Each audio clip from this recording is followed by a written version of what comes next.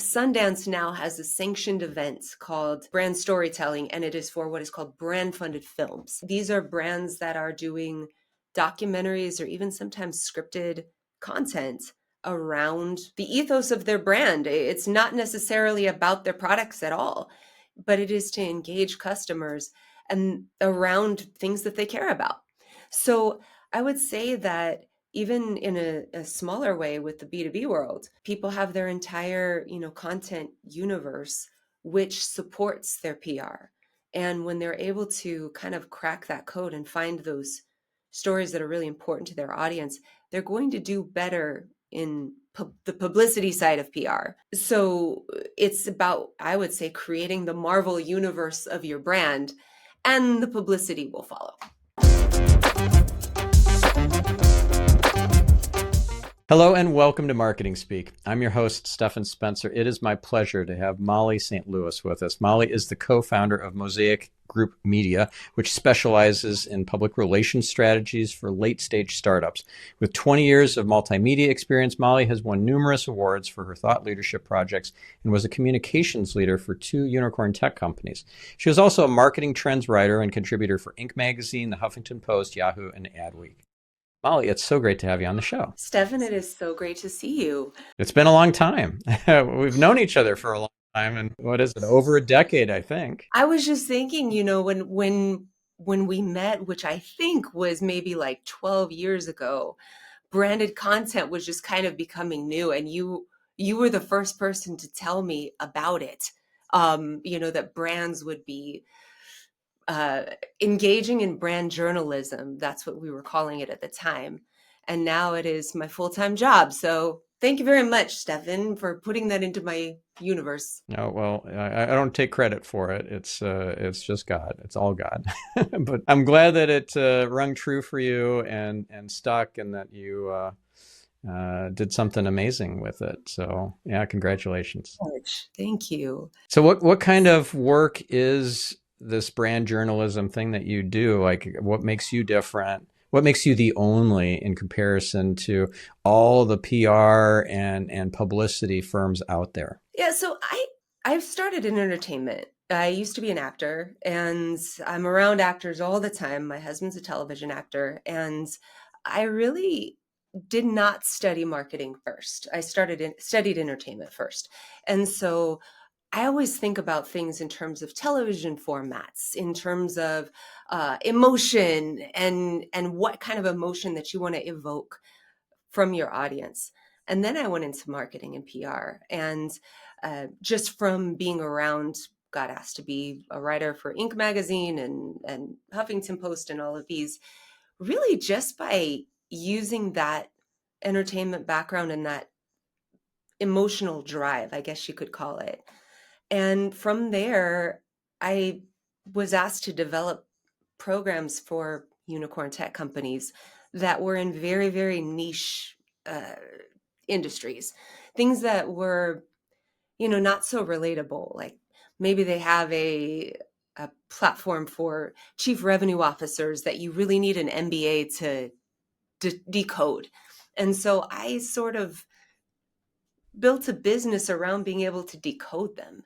And put them into entertaining formats and help the companies win awards for their content, where, I think some folks struggle around, how do we make this interesting? How do we make this relatable when it is so technical? So it's something that I'm always trying to crack the code on, because we get more and more technical by the day. But really, It's bringing that emotional connection to businesses. I mean, if you're regularly inserting words into your sentences like tech stack or middleware or proxy or whatever, keywords, that it's not going to make you relatable. It's going to make you, kind of obtuse and nerdy, and not help you get the sale or get the persuasion event that you wanted to have happen. So how do you make people more relatable in these companies that are doing all this technical stuff that they like to jargon up all their marketing materials with. I think first and foremost, it's connecting it to an emotional story. All Mhm. of us, in marketing, we can get used to the canned responses that our brand dictates that we give. This is what the product does, and we say it very technically, but what does it do for your life? How does it create you? How does it help you have a better big picture view of your life? Do you get to spend more time with your kids? Do you get to spend more time with your spouse? Are you a digital nomad? What is the heart of what you do, and why are you passionate about it? I had the really amazing opportunity to work with Clary, which is a unicorn tech company, and it is centered around a sales software. And this is a place where I was able to build up a lot of those methodologies because they gave me the room to just be creative. It was during the pandemic, so all of us had to be a little bit creative anyway. I personally built a studio in my basement because I had to. But uh, what I learned from being there, because I did not know very much about sales or sales methodologies at the time, is how creative truly great salespeople are, and how very much like actors they are in their process. And so drawing on those comparisons of a traditional creative and then a business creative was pretty easy because the process was really, really similar.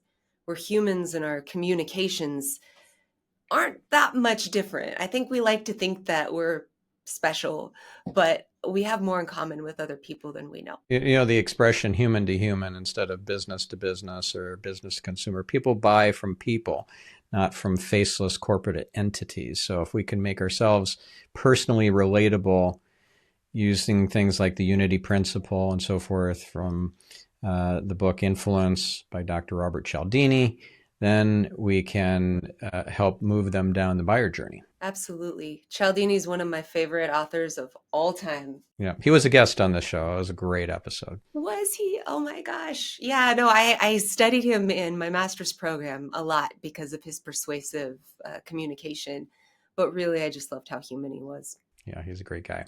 So, how do you like give us a kind of a case study example of how you make a crazy geeky techie person or company into something really relatable in an entertaining sort of way? Do you have like a viral video that you help produce or some sort of campaign that just crushed it beyond your clients' expectations? Yeah, so I guess this was about a year and a half ago. This was one of my favorites. This was a new startup that was that had created a platform for marketers to be able to attribute all of their top of funnel activities. So top of funnel activities meaning like brand awareness, where you can't really say, okay, maybe that person saw my commercial, but did they actually buy from the company? Well, this platform helps you connect those things to actual sales. So as a marketer, it's extremely powerful because you can say, hey, I actually drove revenue, not just eyeballs. Yeah.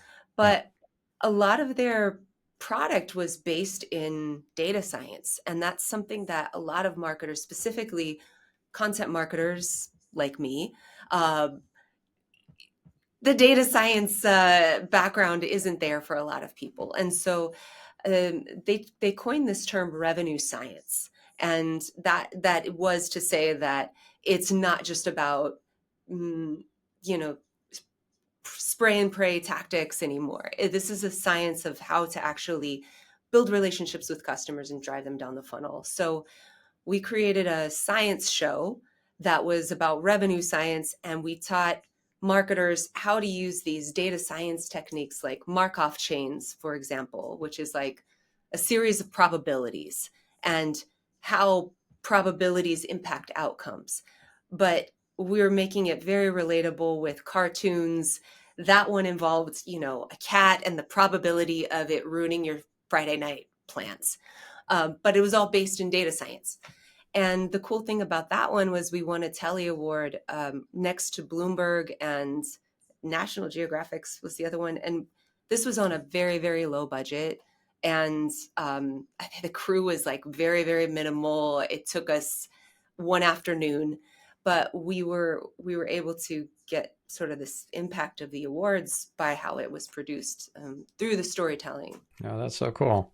That kind of reminds me a little bit of the story that I heard from George Wright, who was the marketing director at Blendtec. And he was walking past the test room one day, seeing the founder jamming 2x4s into the blender to see if he could break the blender. And of course, there was sawdust everywhere and everything. And he's thinking, why don't we video that?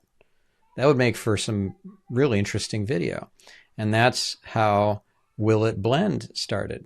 Tom Dixon, the founder, famous for wearing his white lab coat and putting iPhones and all sorts of crazy things into his blenders and seeing, will it blend?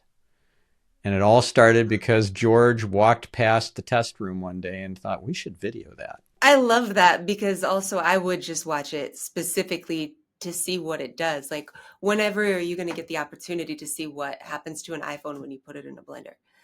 Like, it's just, it does. If you're putting that on social media, you will get eyeballs. And that's the thing that I'm working with a really incredible creative director right now with one of my clients. And both of us are always looking at what kind of image can we put out that people are not used to seeing on LinkedIn.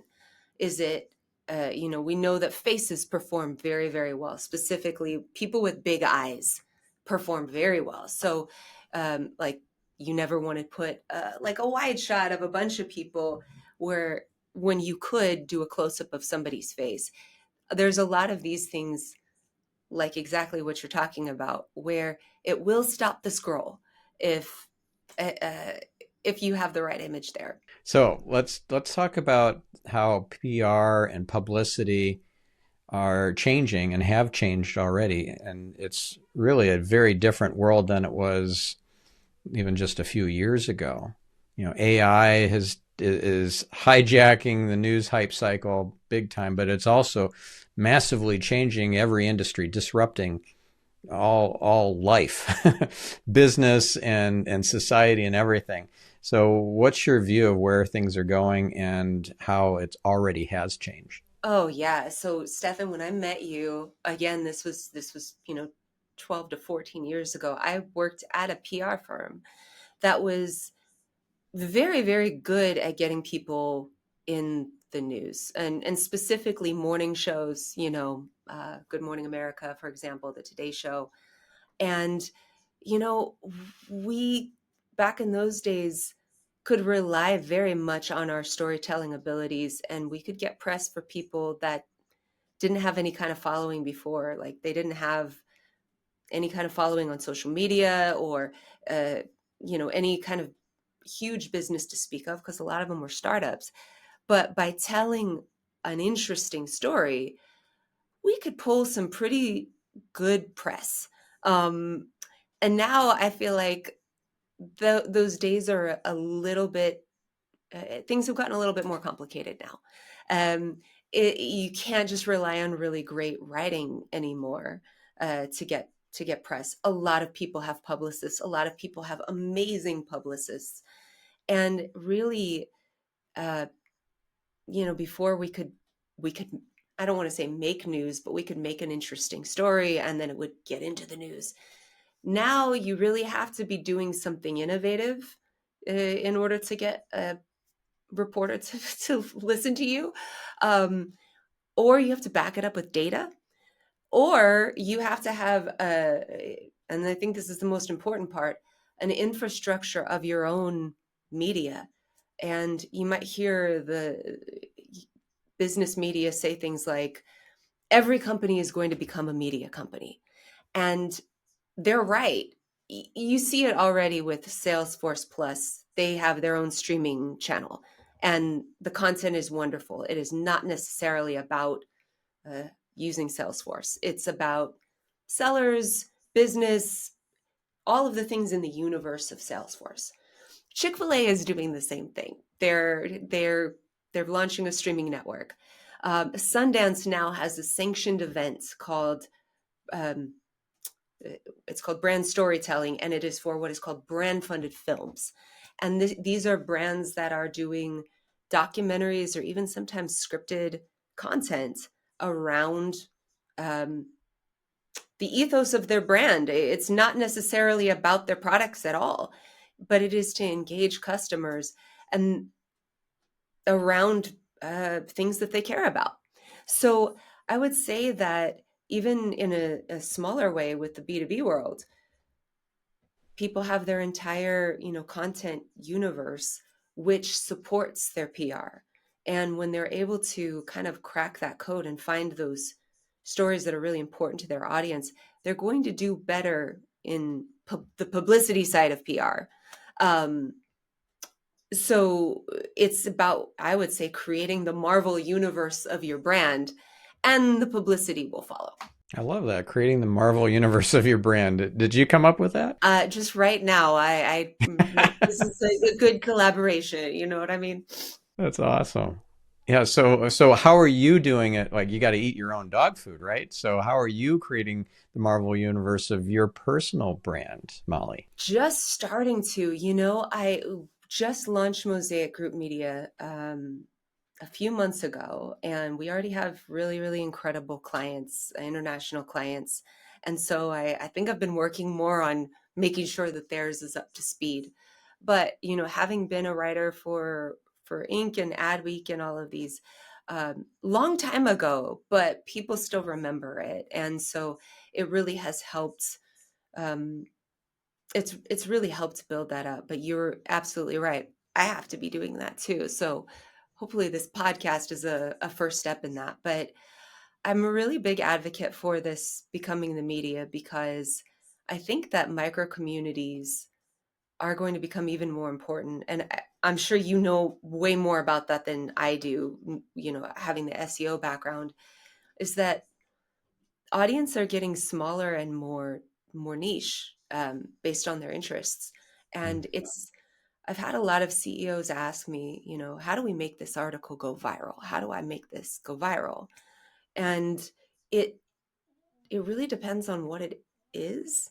And having had articles that went viral, I will say they're usually about a very broad topic: leadership, culture, chocolate chip cookies, uh, things that everybody likes and everybody can relate to. But the more niche you get, the less it will go viral. But the more important it is that it's being seen by the right audience. So even if you have 500 views, if they're the right views, it's better than going viral. Yeah, it actually gets you a business result. Absolutely. And also, when you're an expert in whatever it is that you do and you are marketing to other experts, virality might not be the best move, because you wouldn't be talking to an audience of deep experts in your area of expertise. Yeah. So maybe it's not about virality, it's about being remarkable. Like Seth Godin defines remarkable as worthy of remark.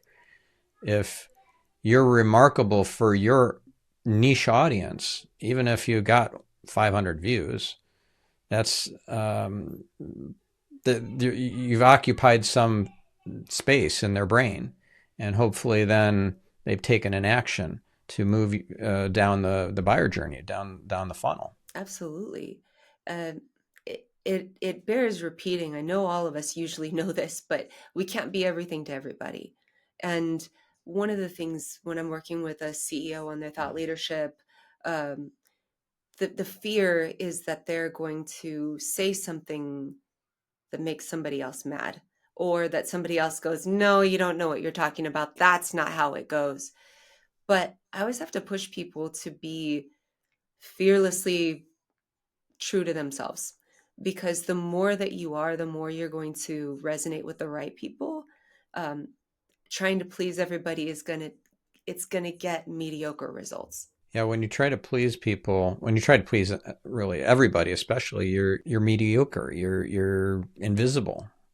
You're just not you're not taking a stand. You're not standing in your power. So what would be something that like a listener would be able to apply in this regard in terms of maybe standing out more, being more remarkable with their constituents? That's that micro community or audience that they're trying to get the attention and authority positioning with. I will say have an opinion, a definite opinion. You know, of course, you want to make sure that it is sound, logically sound, your opinion. Um, I'll say, just to give you a story, I started writing for the media when I was maybe 27 years old, and I have no problem saying that I knew nothing back then. But I was very, very good at being black and white about my opinion. And that was why certain things went viral. And luckily, I didn't say anything that was like too horrible. But looking back, I think, okay, this was the folly of youth, as they say, where you see things black and white. The the idea, though, that I did learn was that you do have to be vivid. Um, you want to be able to say something that is impactful, and also round it out with other perspectives and everything. But I think I've learned as an older person that you have to strike a balance between those two things, of making an impact, grabbing people's attention, making them think about something differently, but letting them know too that you're taking into account everybody else's perspectives as well. This is how you see it. So it helps you make not so many enemies that way, just making sure that you have seen things from all sides. But so my takeaway is that if something's working for you in your business or working for you as a person, play it up. Use that perspective.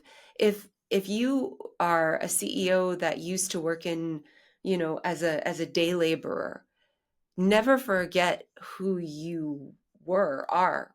It's part of who you are. Use those things. Sometimes people can be afraid that who they used to be doesn't fit with who they want to be, instead of saying, no, I'm going to use that as a superpower. I didn't come from the Harvard business world. I came from wherever you came from. And what did you learn along the way? Those are the things that are going to empower other people, and they're going to get very emotionally invested in you. Yeah, they're going to relate to you and know, like, and trust you more. Yeah. So I love that. Don't be have a definite opinion.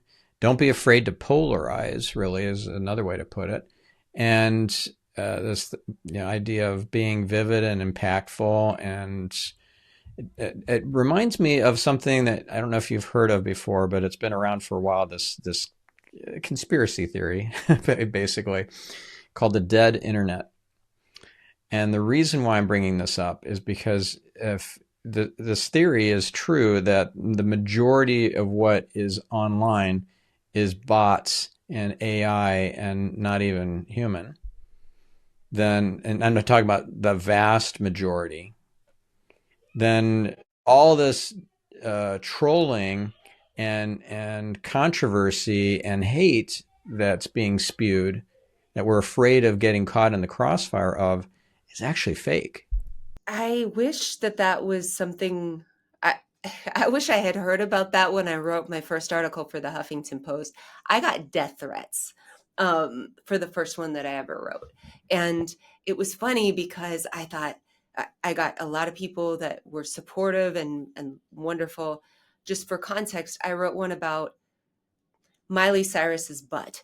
It was about how people were making fun of her during the VMA performance. And essentially, this was before people started talking about body shaming. And there was a meme going around of her butt. And again, I was in my late 20s at the time. And I was talking about how these things, people are taking shots at a celebrity, and that celebrity might not care. She's rich, she's beautiful, she's extremely talented. Why does she care what you think about her? Her fans are 14 years old, and they're going to, you're basically telling them how to think about themselves. So that was the crux of the article. It did go viral. And there were a lot of people that supported my stance, although Cialdini would have said that I probably used too much guilt in the way that I wrote this piece, um, over guilting people, and they, you know, turned. Um, but I did get some people saying, I'm going to go and find where you live, and I'm going to kill you. And that scared me because I was just a person with an opinion that happens to get uh, on a major platform.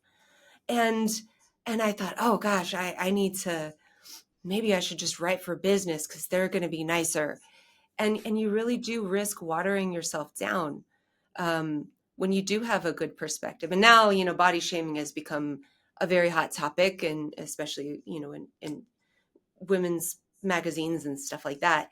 It was just before that time. And and I will say that one of my biggest regrets was the time period in which I watered myself down after that, because I was afraid of those trolls. And you can't be. They're not going to come and find you. Chances are they're not going to come and find you. And yeah. Wow. So how many years did you water yourself down and kind of hide after that? I would say, well, I had one more piece after that, and I got similar. It was about like a personal thing that had happened in my life, and you get ready like for what people are going to say. I think it was after that one that I was like, you know what? I'm just going to write about marketing, and maybe people, like, not about like human things, but really a couple of years. And I think it was just I didn't want to deal with it. And sometimes I wonder what would have happened if I had just going on that thread, grown up a little bit, matured in my writing, and you know, continued to talk about issues that really mattered. Maybe you'd be a famous memoir writer right now. Maybe instead of writing about B2B marketing, but using those emotions, I think being able to channel that in a better way. And I have since, gone back to school, got a master's degree, understood, okay, here's a better way to talk to people, where it's not just blasting your opinion, it's just being more considerate of how it might hit people. So Yes. then you get to be more effective. But yeah, that's what I will say. People are afraid of trolls, and maybe they're not. Maybe they're not humans. Maybe they are bots. A lot of them are. It's crazy. If you think about like how a public opinion can be swayed because of a lot of comments and posts on social media platforms.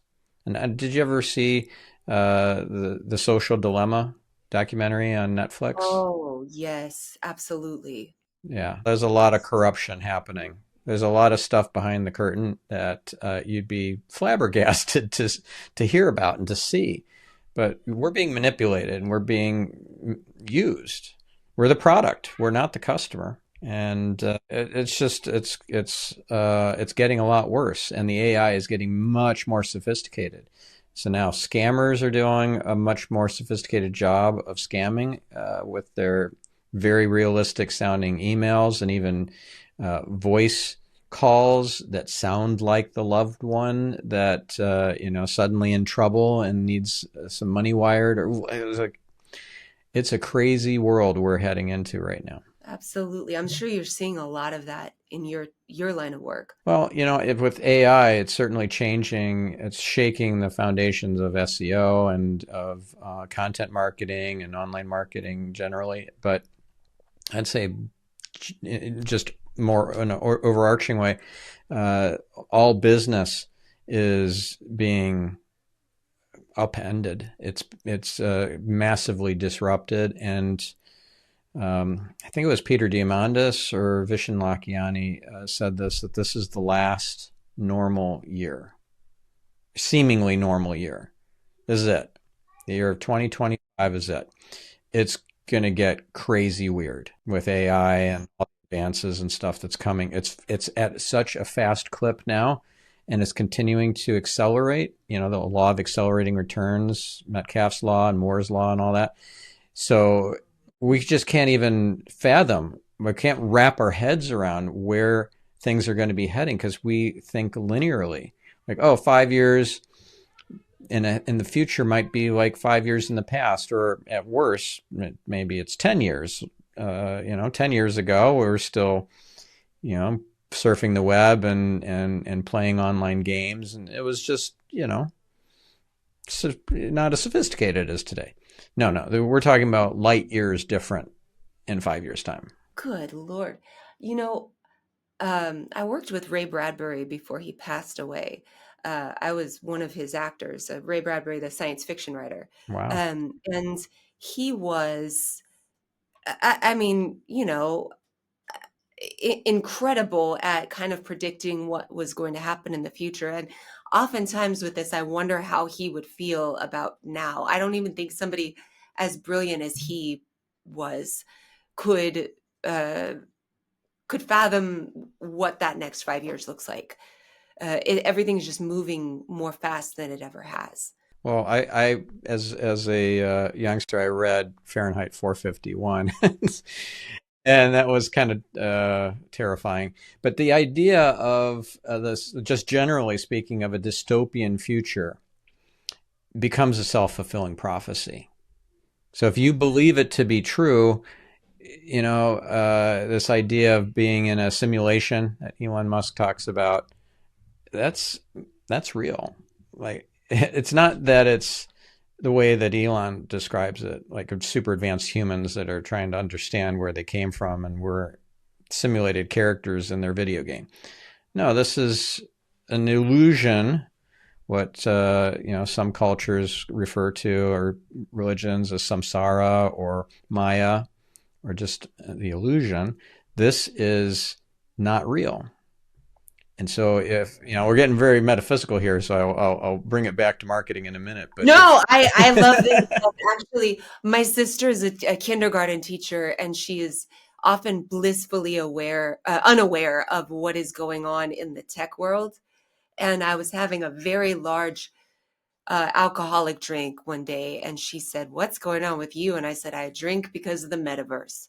And she goes, "I don't even know what that is, and I don't like the sound of it." And when she looked it up, she said, "I'm having a drink too. I don't like the idea that we're all going to be living in this thing and trading in cryptocurrency, or whatever people say about the metaverse." This was like a couple of years ago, but it was crazy because I started bringing up ChatGPT to her right when it was starting to happen. And she said, "I don't know or care about ChatGPT. I don't need to know about it. That's not my world," until it started making its way in schools. And now she has to learn how to use it. It's yeah, impacted absolutely every single person. yeah. Peter Diamandis says that the only types of businesses that will exist at the end of the decade are two types. One, businesses that use AI at their core, and businesses that are out of business. But you have to be in this world of AI. You even if you're a plumber or you've got a dry cleaning business, you have to use AI because you will not be competitive. But this larger idea of being dystopian in your outlook creates that future because you're programming your holographic matrix to say, okay, Mad Max or Fahrenheit 451, bring it on. We attract what we fear, and it's there's so much fear when you just turn on Netflix and you watch these horrible dystopian movies and TV series and you binge them. You're programming that into your consciousness, and then your consciousness and the universe is responding to that, saying, okay, order up, here we go. Goodness, I never thought about it that way. What I'd love to know is how you think about it in terms of your creative work. I know I hear a lot of marketers say, like, they say that AI is going to free us up to be more creative. It's going to take away the mundane tasks so that we can be more creative.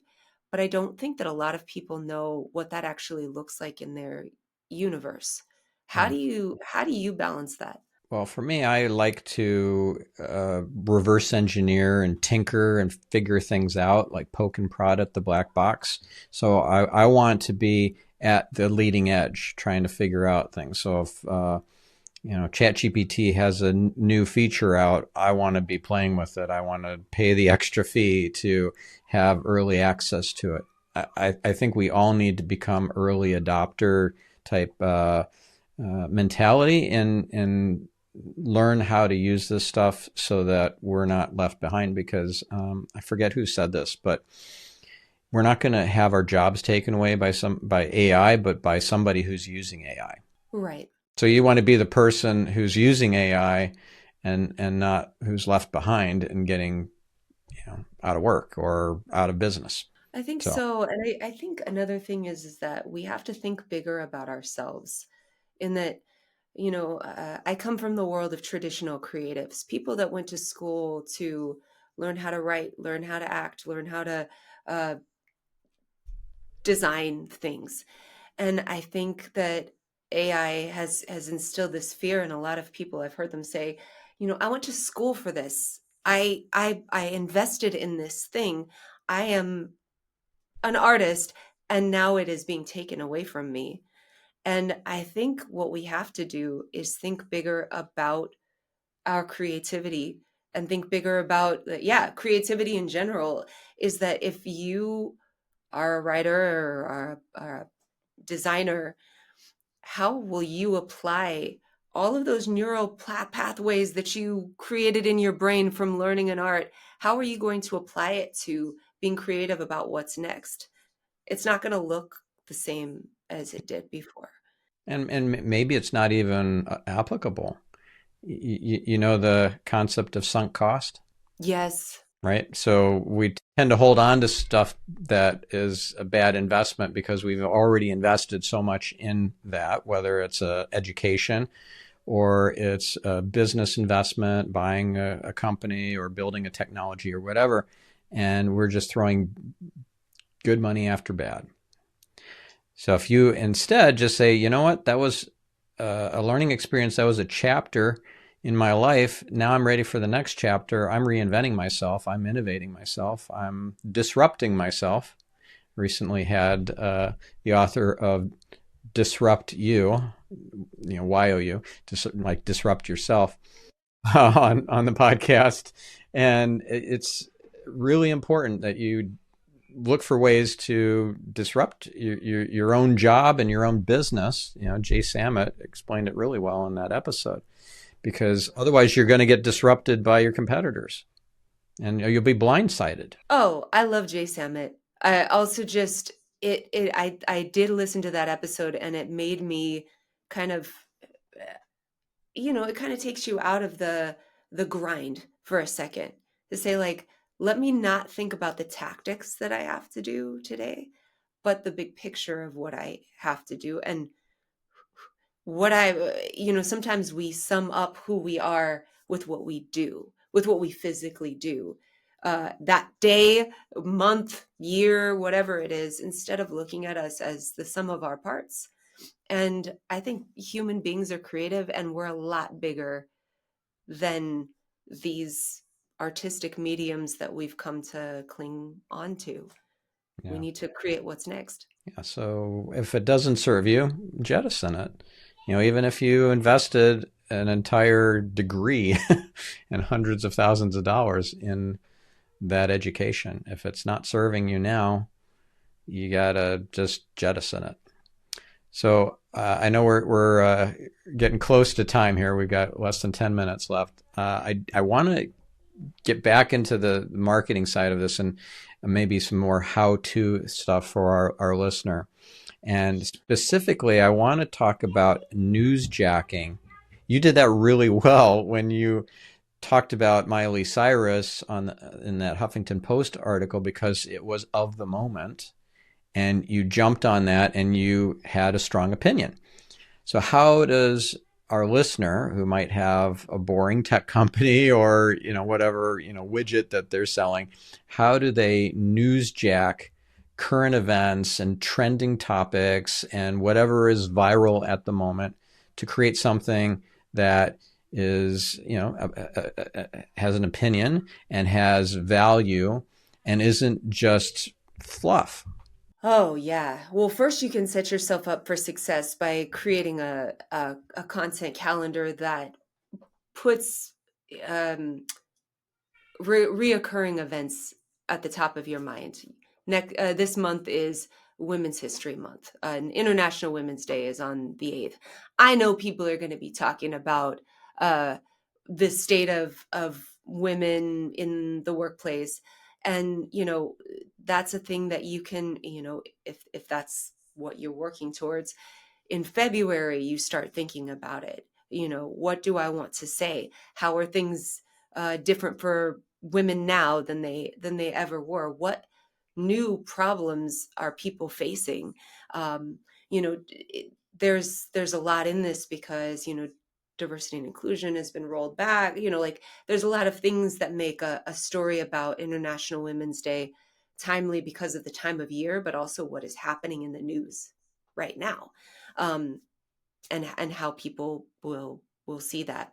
And I would say, you know, first write your write your opinion like nobody else is going to look at it. Be brutal about it. Just say what you need to say on the page first, and then maybe tailor it with layer on some of those current events that are happening. Uh, the thing with some newsjacking is you do have to be so fast. So sometimes you will immediately have an opinion for it because it's what you do all day, every day. So if you're working with a publicist, maybe keep a Slack channel open and jot down your feelings about it to that person, because that will also help them learn how to pitch you to the media. But I would say yes, definitely low hanging fruit. Be aware of what time of year it is, because news cycles also have to follow those holidays and current events. Um, and then obviously news happens every day. It's a little bit of a numbers game. Mm. You just you have to make it part of your day to pitch those opinions as they come up, because the important part of them is timing. Right. So what's coming up in the newsjacking cycle that you're going to leverage for your clients, maybe in the next, I don't know, month or two? Oh, me specifically, there is Europe is rolling out the Accessibility Act. It is for digital experiences, and so it's helping people be compliant and inclusive of those with other abilities. So making sure that your website can be accessed by people that are potentially blind, hard of hearing, etc. And so a lot of that is going to be getting my experts to weigh in on how that's actually done at scale. Do you encourage your client to maybe be more controversial or counterintuitive in their opinion to maybe get more news coverage, or do you just want them to have something to say? I would say for something like this, not controversial because it's a sensitive topic, but on other things like on leadership, absolutely. Being able to think differently, than everybody else. I think, you mentioned Jay Samit, he does that beautifully about that disruption. We're constantly disrupting ideas. But the other thing that you can do to to be specific is get emotional about it. Um, Tell a story. I'm working on a piece right now that's about my mother, and I think a lot of the time when you're a woman in business, a lot of the time people say, be fearlessly authentic, be yourself. But what I have learned is that my personality does not fit the mold of what is an acceptable female executive because I'm not aggressive. I'm not what some people call a ball buster. They always say that is like, you got to be that way in order to be taken seriously, but be yourself.